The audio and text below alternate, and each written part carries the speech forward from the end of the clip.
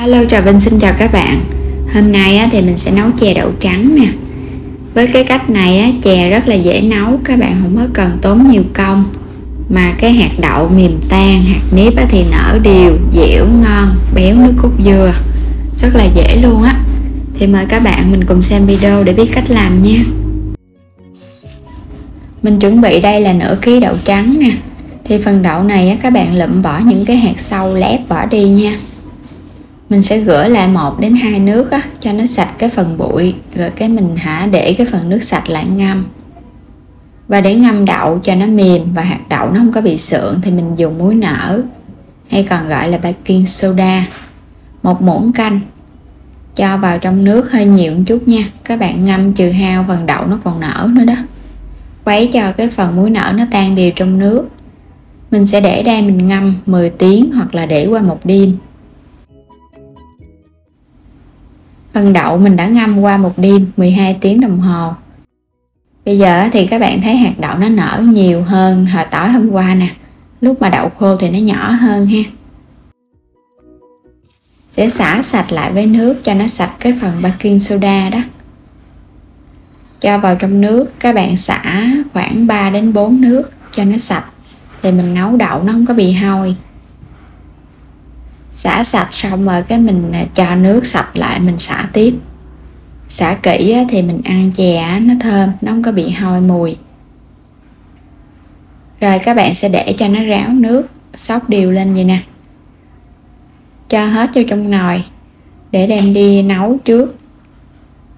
Cho nước thì mình cũng cho hơi nhiều, ngập hơn mặt đậu nhiều để trừ hao cái phần nước nó nhanh chín.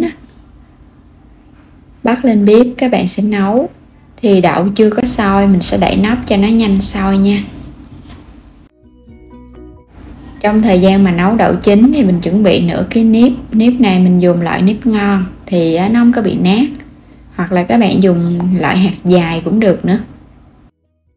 Đem phần nếp đi vo rửa cho sạch 1-2 nước rồi mình để đây mình ngâm khoảng 1 tiếng đồng hồ. Quay trở lại nồi đậu.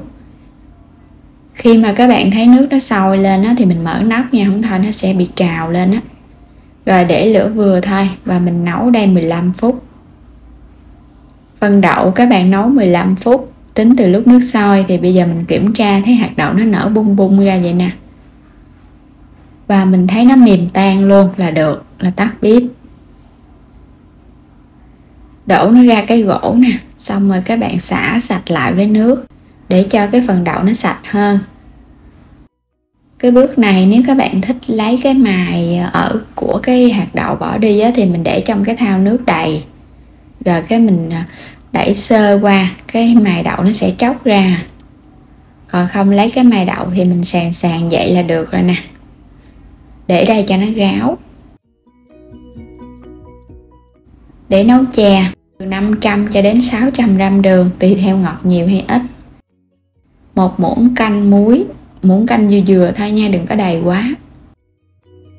Và đây là 1 lít nước cốt dừa dảo nè, hay là còn gọi là cái nước cốt lõn á. 400ml nước cốt đặc hay là nước cốt nhất. Thì hai loại này mình vắt ra từ 600 gram dừa khô.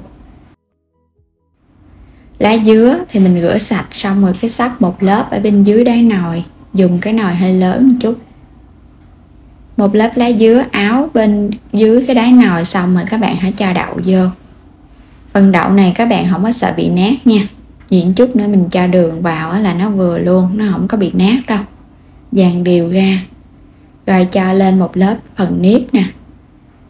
Cái phần nếp này các bạn cũng dàn đều và nhớ đừng có cho nó lọt xuống đáy nồi thì chút nữa nó sẽ bị khét. Cho muối vô luôn.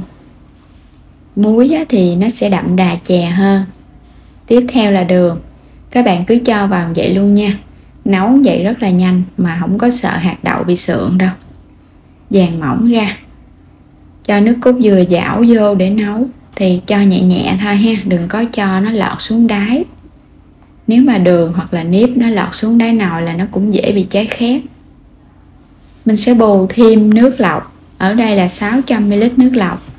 Là nãy giờ mình cho vào trong nồi này là tổng cộng 1,6 lít rồi đó. Bắt lên bếp sẽ nấu. Đậy nắp cho nó nhanh sôi nha.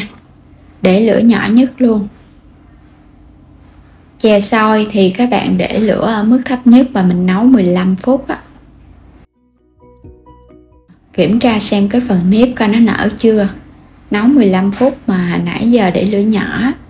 Nếp ngâm trước thì nó nhanh chín lắm. Nếu mà thấy chưa chín thì mình đậy nắp, mình nấu thêm 5 phút nữa. Nồi chè nãy giờ mình nấu được 20 phút. Bây giờ thì hạt nếp nó sẽ chín rồi đó. Các bạn thấy nó trong vậy nè, nó nở đều ra. Có thể lấy hạt nếp lên mình ăn thử, nó chín là được rồi. Không có cần nấu đến nếp nó bị nhừ nha. Mình chỉ cần nó chín và nó nở đều là được. Đẩy nhẹ lên cái là được rồi. Cho thêm 400ml nước cốt dừa nhất hồi nãy á, cho vào sau, vậy thì chè nó mới béo. Rồi các bạn sẽ dùng cái sạn nè, mình đẩy nhẹ từ bên dưới lên trên, không có khuấy thì nếp nó bị nát á. Mình chỉ cần đẩy nhẹ thôi. Và để ăn kèm thì mình có thắng nước cốt dừa, bột gạo, đường, muối. Nước cốt sệt chín là được. Thắng nước cốt thì các bạn để lửa nhỏ thôi nha. Nồi chè chín rồi nhắc xuống, lấy những cái cọng lá dứa này ra nè, mình bỏ đi luôn. Chè vẫn còn ấm nóng, nếu mà nguội thì nó sẽ sệt hơn. Chan nước cốt dừa lên trên nữa. Ở trong chè thì mình cho nước cốt cũng béo lắm rồi, nhưng mà thích ăn nước cốt riêng thì mình thắng thêm để lên trên mặt, ăn cùng nó đậm đà và nó tăng thêm cái độ béo cho chè. Chè đậu trắng với cách làm này không có cần khuấy, không có tốn nhiều thời gian, mà hạt đậu mềm tan không bị sượng. Hạt nếp thì nở đều, chín ngon và không có bị nát. Hạt nếp và hạt đậu các bạn nhìn thấy rất là ngon ha, bóng. Rồi bây giờ mời các bạn cùng thưởng thức nha. Béo ngậy nước cốt dừa luôn, vị ngọt cũng đậm đà. Thì mình cho ở đây là 550g đường á. Đây hạt đậu nè. Các bạn cho đường vào mình nấu chín mà hạt đậu vẫn mềm, vậy thì chè mới thành công. Và chè này ăn thì phải béo nó mới ngon ha. Độ ngọt, độ béo phải đậm đà. Chè đậu trắng mới hoàn hảo. Và nếu thích ngọt hơn thì các bạn dùng 600g đường. Thì phần đường có thể tùy chỉnh.